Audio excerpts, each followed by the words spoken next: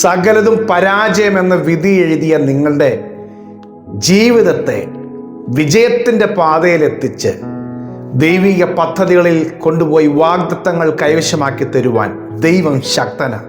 ഇന്ന് കർത്താവ് പറയാണ്, പരാജയപ്പെട്ട നിങ്ങളുടെ ജീവിതത്തെ, നിങ്ങളുടെ കുടുംബത്തെ, പരാജയം അനുഭവിച്ചുകൊണ്ടിരിക്കുന്ന നിങ്ങളുടെ വരുമാന മാർഗങ്ങളെ, പരാജയം നേരിട്ടുകൊണ്ടിരിക്കുന്ന നിങ്ങളുടെ ആത്മീയ ജീവിതത്തെ എല്ലാം ചേർത്ത് പണിയുവാൻ എൻ്റെ യേശുക്രിസ്തുവിന് അധികാരമുണ്ട്. ഇങ്ങനെ ഒരു വചനം കൊരിന്ത്യർക്ക് പൗലോസ് എഴുതിയ ലേഖനത്തിൽ 15-ാം അധ്യായത്തിൽ 57-ാം വാക്യത്തിൽ എഴുതിയിരിക്കുക, നമ്മുടെ കർത്താവായ യേശുക്രിസ്തു മുഖാന്തരം നമുക്ക് ജയം നൽകുന്ന ദൈവത്തിന് സ്തോത്രം. യേശുക്രിസ്തു മുഖാന്തരം നമുക്ക് ജയമുണ്ട്. അതിൻ്റെ അർത്ഥം അതുവരെ എൻ്റെ ജീവിതം പരാജയത്തിൻ്റെ ജീവിതമാണ്. സകലതും പരാജയം, തൊടുന്നതെല്ലാം പരാജയത്തിലാണ്. എന്തിൽ ചെന്ന് കൈവച്ചാലും പരാജയം. ഇങ്ങനെ ജീവിതത്തിൽ പ്രതിസന്ധി നേരിട്ടുകൊണ്ടിരിക്കുന്നവർ ഈ സന്ദേശം കേൾക്കുന്നുണ്ട്. പരിശുദ്ധാത്മാവ് നിങ്ങളോട് പറയുകയാണ്, നിങ്ങൾ തൊടുന്നതെല്ലാം പരാജയമാണെങ്കിൽ യേശുക്രിസ്തു എന്ന ദൈവത്തിൻ്റെ പുത്രൻ്റെ നാമം നിമിത്തം നിങ്ങൾ അവിടെ എല്ലാം ജയം അനുഭവിക്കാൻ പോകുകയാണ്. ഹല്ലേലൂയ. ഒരു പരാജയ പുത്രനായി, ഒരു പരാജയ പുത്രിയായി നിങ്ങളുടെ ജീവിതം മുൻപോട്ട് നീക്കാനല്ല കർത്താവ് ആഗ്രഹിക്കുന്നത്. ആ പരാജയത്തിൻ്റെ ആ സ്ഥാനത്ത് നിന്നുകൊണ്ട് ദൈവം നിങ്ങളെ ഉയർച്ചയുടെയും വിജയത്തിൻ്റെയും പടവുകളിലേക്ക് മുൻപോട്ട് കൊണ്ടുപോകുവാൻ, പടവുകൾ ചവിട്ടിക്കയറുവാൻ ദൈവം നിങ്ങളെ സഹായിക്കുവാൻ ആഗ്രഹിക്കുകയാണ്. ആരും അതിനുവേണ്ടി നിങ്ങളെ കൈത്താങ്ങുന്നില്ലെങ്കിലും നിങ്ങളെ സഹായിക്കുവാൻ ദൈവത്തിൻ്റെ പുത്രൻ നിങ്ങളുടെ കൂടെയുണ്ട്. ഹല്ലേലൂയ. യേശു ജയിച്ചവനാണ്. യേശു പാപത്തെ ജയിച്ചവനാണ്. എബ്രായ ലേഖനം 4-ാം അധ്യായം 15-ാമത്തെ വാക്യത്തിൽ എഴുതുന്നു, യേശു പാപത്തെ ജയിച്ചു. പാപമൊഴികെ സകലത്തിലും നമുക്ക് തുല്യനായി പരീക്ഷിക്കപ്പെട്ടവൻ, പാപത്തെ ജയിച്ചവൻ. യേശു രോഗങ്ങളെ ജയിച്ചു. രോഗത്തിന് ശക്തികളുടെ മേൽ യേശുവിന് അധികാരമുണ്ടായിരുന്നു. യേശു ലോകത്തെ ജയിച്ചു, കഷ്ടതയെ ജയിച്ചു. യോഹന്നാൻ 16:33 ഞാൻ ലോകത്തെ ജയിച്ചിരിക്കുന്നു. യേശു മരണത്തെ ജയിച്ചു. എബ്രായ ലേഖനം 2-ാം അധ്യായം 24-ാം വാക്യം, മരണത്തിന് അധികാരിയായ പിശാചിനെ തൻ്റെ മരണത്താൽ കീഴടക്കി. എബ്രായ ലേഖനം 2:14 എഴുതിയിരിക്കുന്നു,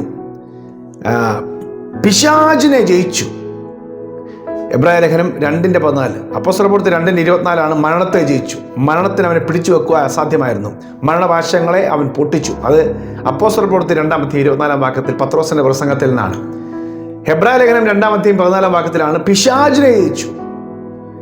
മരണത്തിന് അധികാരിയായ പിശാചിനെ തൻ്റെ മരണത്താൽ നീക്കി. അപ്പോൾ ഈ യേശു ജയിച്ചവനാണ്, സകലത്തിൻ്റെ മേലും ജയമുള്ളവനാണ്. ഹല്ലേലൂയ. ആ യേശുവാണ് നിങ്ങളുടെ പരാജയത്തിൻ്റെ ഓരോ സാഹചര്യങ്ങളും വിജയമാക്കാൻ പോകുന്നത്. നോക്കിയേ, യേശു കടന്നു ചെന്ന വീട് കാനായിലെ ഒരു കല്യാണ ഭവനം ഒരു പരാജയത്തിൻ്റെ ഭവനമായി തീരാൻ പരാജയത്തിൻ്റെ വക്കിൽ നിൽക്കുമ്പോൾ, പരിഹാസത്തിൻ്റെയും നിന്ദയുടെയും പരിമിതികളുടെയൊക്കെ ഭവനത്തിൽ നിന്നുകൊണ്ട് യേശു ആ ഭവനത്തെ പരാജയത്തിൻ്റെ വിജയത്തിൻ്റെ ഭവനമാക്കി മാറ്റി.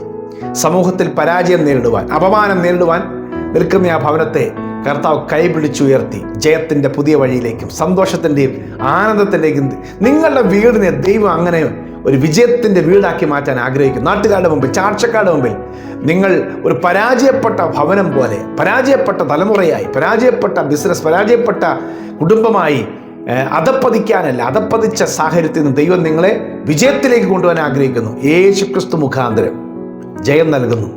ആമേൻ. പരാജയപ്പെട്ട ജീവിതത്തെ വിജയത്തിൻ്റെ ജീവിതമാക്കി മാറ്റും.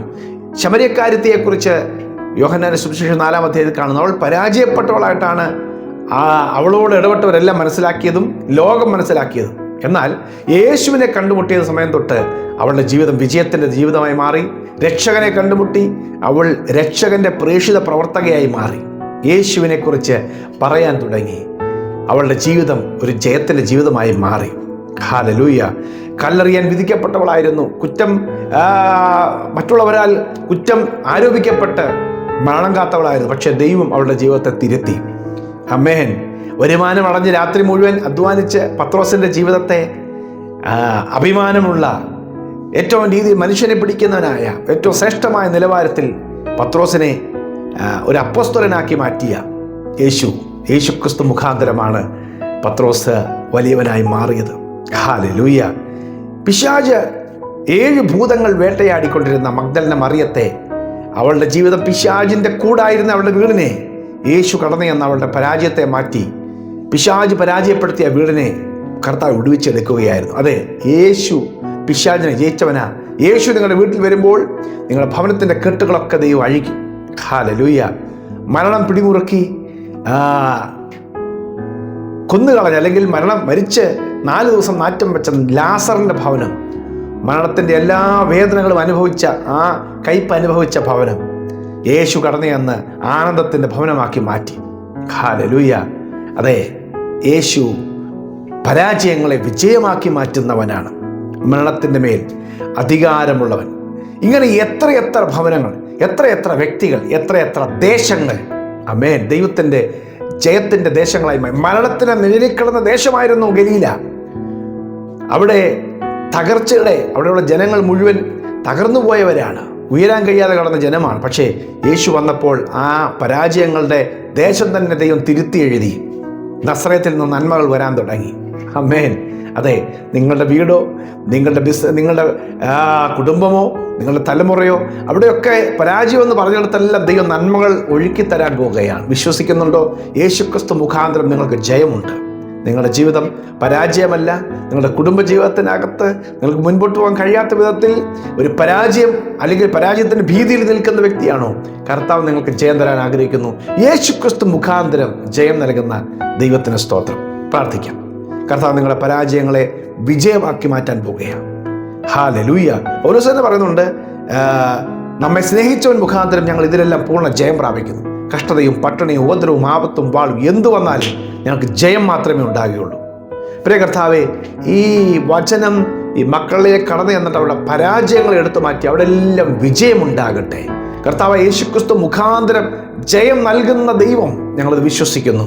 കർത്താവായ യേശുക്രിസ്തുവിൻ്റെ സ്നേഹത്തിൽ നിന്ന് വേർതിരിപ്പാൻ ആർക്കും കഴിയുകയില്ല. നമ്മെ സ്നേഹിച്ചവൻ മുഖാന്തരം എല്ലാറ്റിലും ഞങ്ങൾ ജയമുള്ളവരാണ്. കർത്താവെ, സകലത്തിലും ഞങ്ങൾക്ക് ജയം തന്നിരിക്കാൻ നന്ദി പറയുന്നു.